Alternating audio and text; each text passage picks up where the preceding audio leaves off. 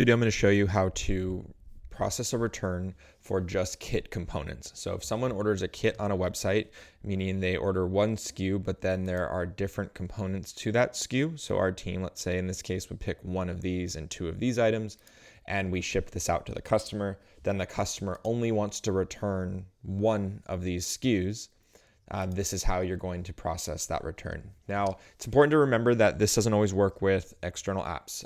So like a loop returns, that type of thing in Shopify, because on the Shopify end, they would prefer that you have one line item or one SKU per line item. And in this case, the kit piece of it is actually handled in ShipHero. So that's completely independent of the Shopify transaction. So Shopify thinks there's just one SKU versus on ShipHero, you can see that it knows that there are multiple SKUs here, right? We've got 3 items in this order. All right, so once the order has been fulfilled, so this kit has already been shipped out, but someone wants to return just one component of it.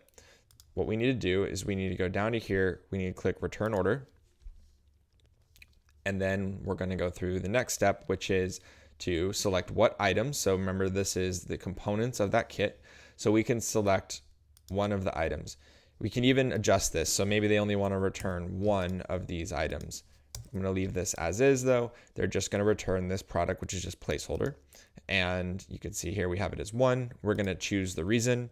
Doesn't really matter. This is just for internal reporting purposes. We can say this was too big. And if you select exchange, you can see what happens here is it allows you to actually specify what item they're going to be exchanging for. And so I'm going to run through that. The other option is just to select normal refund. Again, this isn't going to process the refund here. You're going to do that directly in Shopify, but this is a pretty simple process. So I'm going to cover the exchange. That way it goes through all the steps. So you're going to select exchange. You're going to then select the product that they want to receive. So it could be the same product. Let's say this product went out and it was actually damaged. You can actually just have it send the same exact product. And so that's what we're going to show here. Or if you need to, you can have it select and send any product you'd like. So what this means right now, in just kind of plain English, is we are having the person send back this placeholder item, one of them. There's a reason, it's an exchange. You can put notes if you'd like as well. And then we're going to exchange that for the same item because let's just say this one was damaged. You can put your quantity there. All right, next we're going to make sure that all the customer information is correct. Reason for return, you can say was damaged. It's up to you. Again, this is just for internal purposes.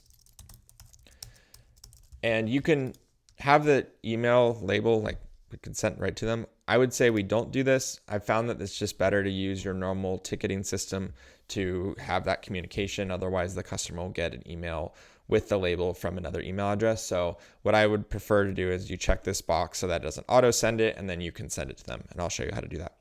The next, you're going to put the shipping info.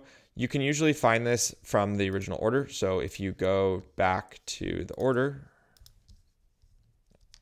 in this one, we didn't physically ship it because it's just a test. But down here under shipments, you would see the actual label and weight and all that good stuff. So you could use that. If it's just a lightweight item, you could also just put 111 and then put your weight. So I'm going to say this is 1 pound. And you're going to say the label is paid by store. It's up to you. Paid by store, paid by customer. Then you can select how you want this sent. I'm going to select generic label. And the only reason I'm doing this is just because this is the test and I don't want it to buy a real label. If you're doing this for real though, what I would recommend doing is you can select any of these services here. So if you want the cheapest, typically that's going to be USPS Modern, and you can just pick its Ground Advantage service. That's usually your best bet. So they can just take it to the local UPS drop-off. Additionally, you've got FedEx, UPS, all those good things. So you can select that here. So again, I'm only selecting generic just because I want to have a fake label. I don't want it to actually buy one. All right. After all these are set, then you're going to hit generate RMA.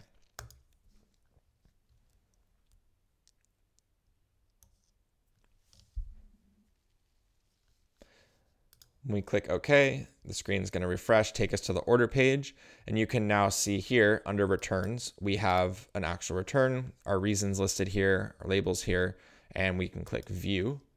That's going to take us into the return itself. And if we need to send them the label, we're going to click on view label.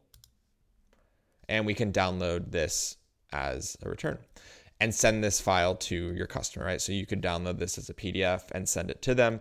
This would normally look like a proper mailing label, but again, because I just said this is a test, this is just a fake label. So you can ignore that. All right, so once this comes in, then you'll see we have other SOP videos for how to complete a return, but you can see once we get it, this status will show as warehouse complete, and it would show that it was received in and would be all good. Because this is an exchange, it's also going to release the new order once it goes out.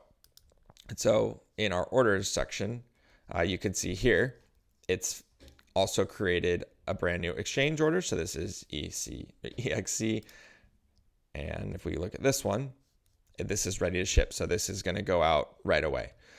That's an important thing to remember. This is going to get shipped right away. It's not going to wait until they receive the item. So if you'd like, you can always put this on an operator hold or put it on some form of hold. Additionally, when you create the return, it gives you an option to say that you have to manually release the order. That way you can wait until the return has been received and you confirm from our team that it has, and then you release the order to ship. Otherwise, if you go through that process, it will actually just release this order right away and we will ship this out. So that's how you run through the return process for a kit, and if you just want to return the components of that kit. Hope it helps. If you have any questions, let us know. Thanks.